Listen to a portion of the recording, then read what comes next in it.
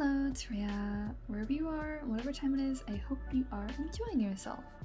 Also, happy 2025. I know we're like pretty much halfway into January, but I am back with a cute little kind of savage looking item that isn't the point of this video. I had recently got it from Daiso at the time and I thought it was really cute, so I just figured to keep the footage in, but this will be helping me unbox the main product that I will be trying out, and you probably already know by the intro, if not the title, that I will be using the well-promoted arrtx acrylic markers. I don't know if anyone's talked about this set, but I personally really enjoy it and I wish I had known about it earlier. And neither these markers nor the box cutter puppies are sponsored in any way. I got these markers back during the Black Friday sale because why pay full price for anything, am I right? But every artist enjoys like the feeling of getting new supplies. It's very magical.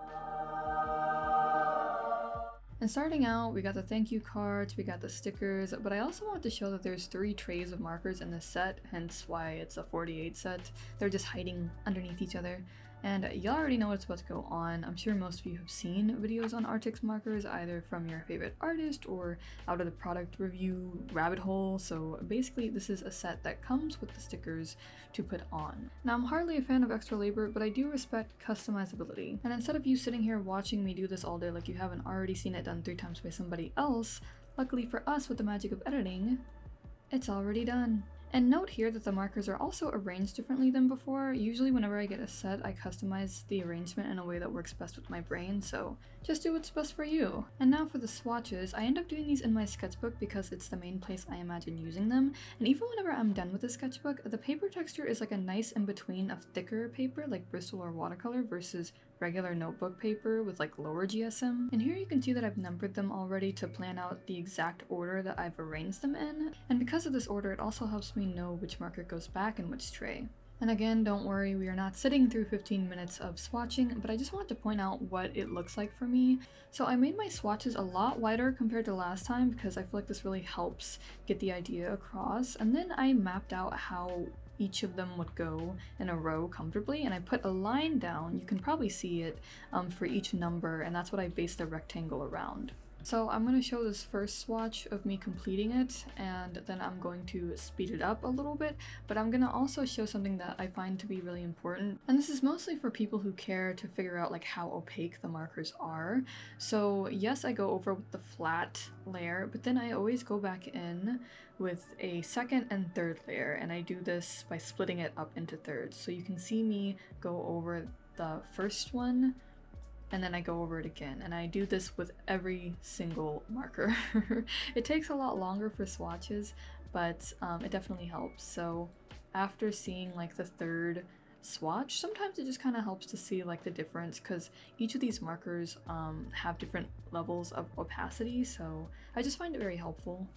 But I always highly recommend swatching your markers because you might have noticed the cap and the sticker do not always match the color itself. So it saves you from having to do extra swatches. Another thing that helped figure out the opacity of these markers, and this was unintentional, but that line in the middle that was done with the Pilot Color Eno, it helps you see what's going to show through and through which colors. But the main thing I want to stress about these markers is, dare I say, this color selection might be the best I've seen so far. And like, that's something fairly objective as an artist, I'm sure, so it's okay if you're scratching your head. But, and some of you might have already known this, this isn't my first artx set that I've bought. I tried out 2 different sets during like the summer sales and I wasn't really impressed with them, and for a few reasons, but mostly because of the color selection. And since then, I spent months eyeing those other sets and trying to figure out which one might be good for me. And lo and behold, this 48 set with only 20 reviews on Amazon ended up being my holy grail, and honestly, it's being kind of slept on in my opinion. I think the color selection is very wonderful and the range that it gives. I get the skin tone that I finally wanted, even though it's not completely perfect,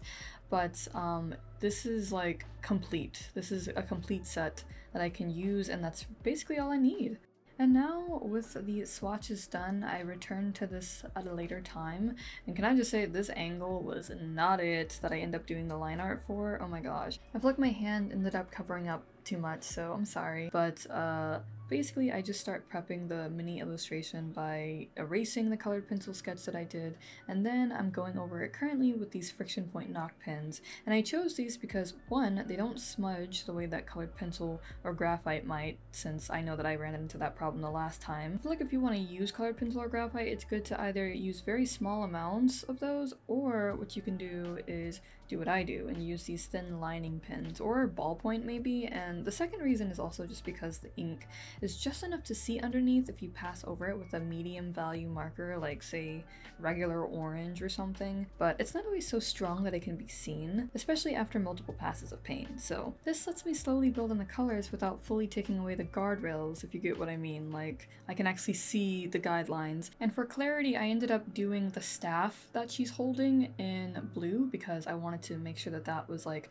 separate and not fully caught up in the outfit and everything else. And speaking of what the drawing is about, I am doing a drawing of Sakura from Cardcaptor Sakura, and this is based off of the Clear Card Arc's second anime opening, which is a bunch of words to say that I'm a nerd, but honestly, I feel like me loving the Cardcaptor franchise isn't anything new. I was probably rewatching it around this time very slowly, and it's crazy because the manga is literally finished by now and I still haven't read all of it. I need to do it immediately! To stop myself before I tangent, the concept is very pretty, and it's a shame because I was really feeling the sketch, but I did something wild this time around, and that was jump into this illustration without much of a warm-up using these markers. Normally with videos like these, I like to do a proper test of supplies before I try to work on anything in depth, and I did do a brief testing after I first swatched some by coloring some doodles in my hidden sketchbook, but that was literally it, and now it's been probably well over a week, especially since my nails changed colors, so I just queued up some music and dived into it, I guess. Which brings me to talk about the process and just my overall feelings about these markers. So you can already see that I've covered the background kind of like I needed to, and I'm about to start jumping into coloring the skin. I had a general idea of what I was doing, but also not much, so I kind of just jumped in, and I'm not a professional painter. It was my first time since like that one Ari drawing that I was using these markers in a painterly style again, except these markers were obviously different than the last ones that I used. But to cover the basics, I always start like background to skin, to hair, to clothes, to accessories, so that's pretty straightforward. But for the skin, you might have noticed I started with the shadow part first. I'm not sure about elsewhere, but I knew that I wanted to flesh out the shading of her forehead before painting over it whenever I colored in her hair, and generally it's good to think in layers like that. Yes, these markers can go over stuff back and forth, so it's fine if you mispaint something, but that can also get easily messy, and it could look a little bit odd if you're not careful, so... That said, just like the RA piece, I did spend a crazy amount of time going back and forth with the skin. It was probably the main difficulty in this piece, outside of the articles of white clothing and stuff that I had to figure out how to color. I think my issues with the skin, or particularly the face, is because I'm trying to find a way to be subtle with it, like I do either digitally or with alcohol markers. But with paint, it's a lot more harsh, and yes, you can blend it, but it naturally has more texture and thickness to it, if that makes sense. Also, I know you can whip out a paintbrush to feather things out a bit, and that is a nice option. It's just in my brain, that kind of takes away the point of these markers being so easy to use for coloring things. But hey, I'm sure it's worth the extra effort. But yeah, the skin was what I went back and forth on the most, and that's just because my lack of experience painting skin with acrylic. It's always tricky to me on getting my preferred blending style because acrylic paint tends to dry fairly quick. But as I continue on, everything starts to fall into place more and more. I had a lot of fun with all the different shades and values that I could add to the hair with my limited color palette, and it still ended up fitting kind of nicely in my opinion. And I really want to work on establishing lighting in my illustrations since it's definitely something that I need to learn more about. But I enjoy trying to play with what that might look like whenever I do art traditionally, because sure, it takes effort to do it digitally too, but I think the blending layers make it a bit easier compared to actually having to rely only on colors and the characteristics of what medium you're using. So, in the future, I feel like I'd love to do studies in both formats and compare them. Also, at this point, I am removing the washi tape that I put at the beginning, and the reason why I did that was so that way I could get this nice, clean, solid cut background, and that way I could add the elements of the rose petals in at the very end, because I really like how it looks to have a solid color background, or just like a flat solid background, and then having elements go off the page or like cut the border because I just feel like it's a little bit more dimensional. And I also said this in that short that I did maybe a week or so ago whenever I did another illustration with the other set of acrylic markers. But the only thing about these markers is they're not as opaque as I felt like they were gonna be. The background itself took at least 3 passes, and even then it's definitely not perfect, so... But the formula in this set is definitely the most opaque so far. Other than that though, there's not a lot to say. You'll see a lot of my attempts at blending whenever I get to coloring the dress and also the white gloves.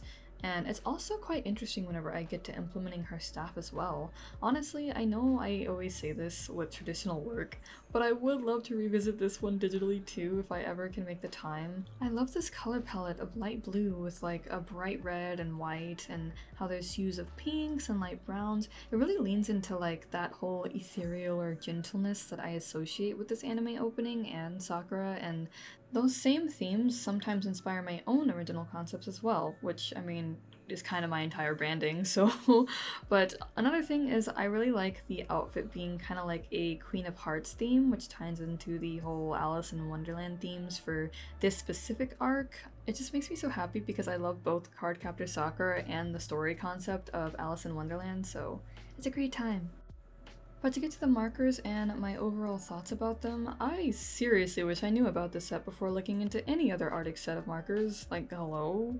I think I've seen a 48 set of theirs recently promoted, but I think that is the Simp Tap set, and honestly, I prefer these grab and go style of markers compared to the 2 sets that I had before, because one of them was the Simp Tap set, which I don't know if they changed it, but at least in the 24 set that I bought, it was like you had to click the edge of it to activate the paint, kind of like Posca markers. Although I feel like people might like them a little bit more than Posca markers because they probably offer more pigment, like more marker paint in them. And another thing is the tip of it is like a brush, so if you want to go for a painterly style you can, instead of probably having to stick to only cell shading. And the other set that I got that I also saw being promoted around the time was, I just call it the basic acrylic marker set because it's literally just called acrylic markers, but it was a set of 32 if I remember correctly, and they were also like duo tipped.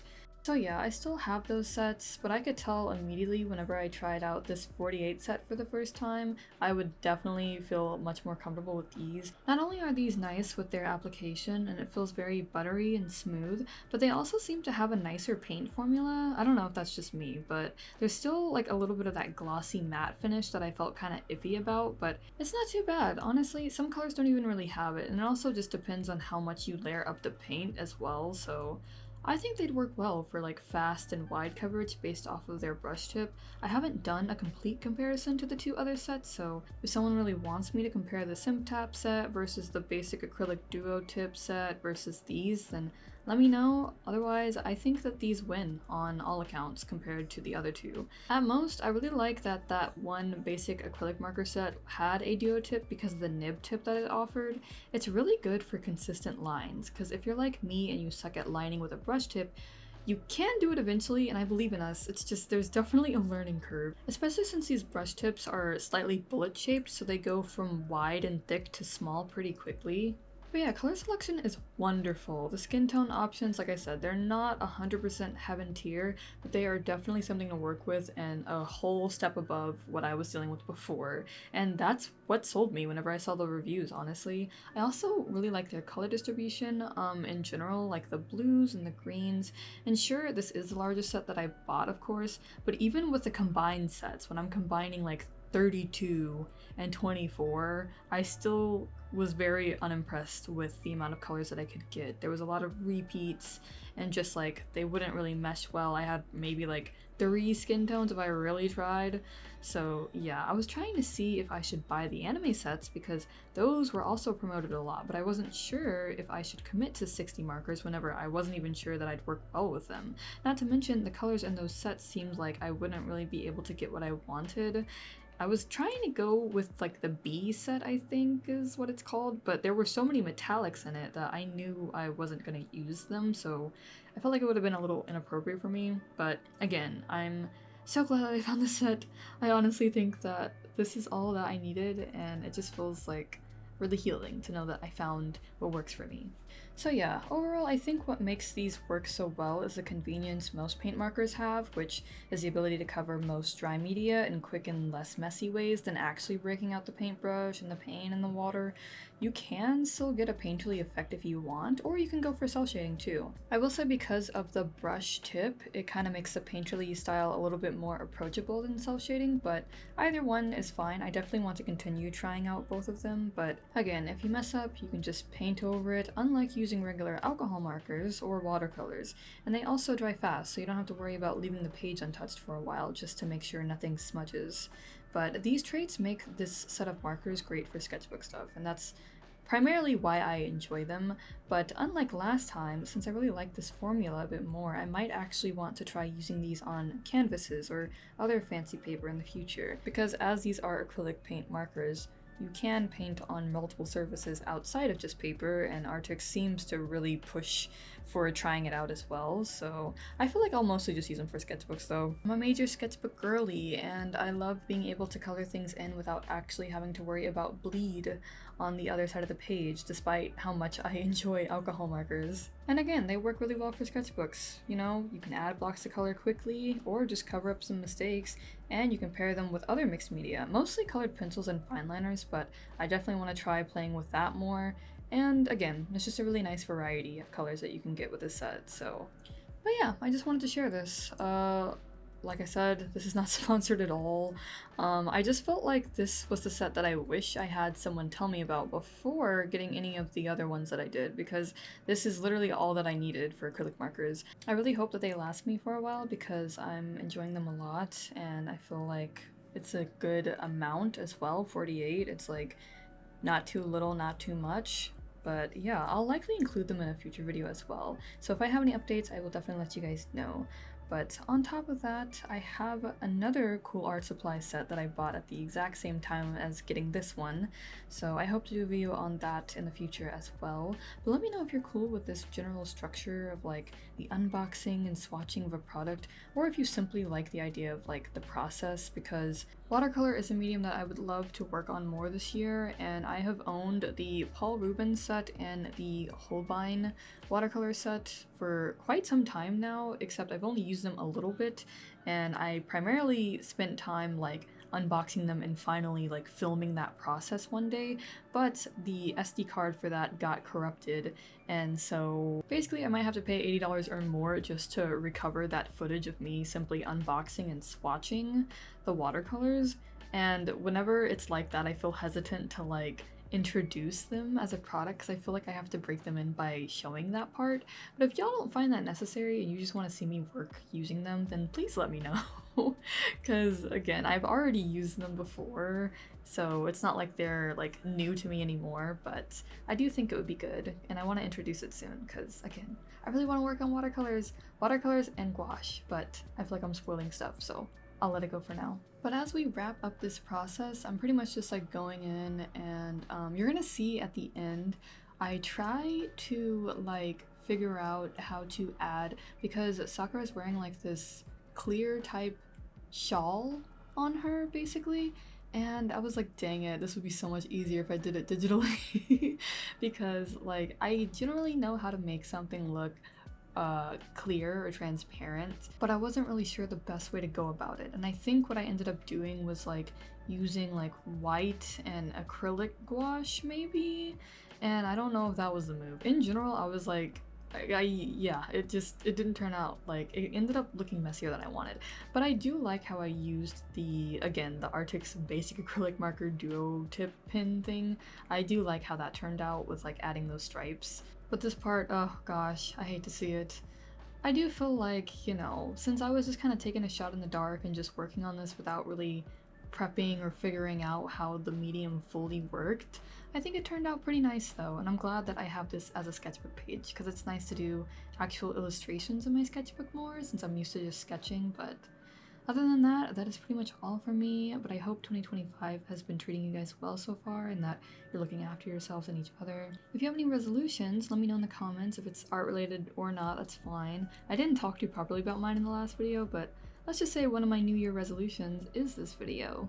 Literally, because I'm uploading it for 4K instead of 1080p, as if I have a camera made for that quality. This is literally just so I can make the resolution joke. I'm so sorry, but anyways, that brings us to the end. So thank you guys so much for watching today's video. If you enjoyed your time here today, you can let me know by leaving a like.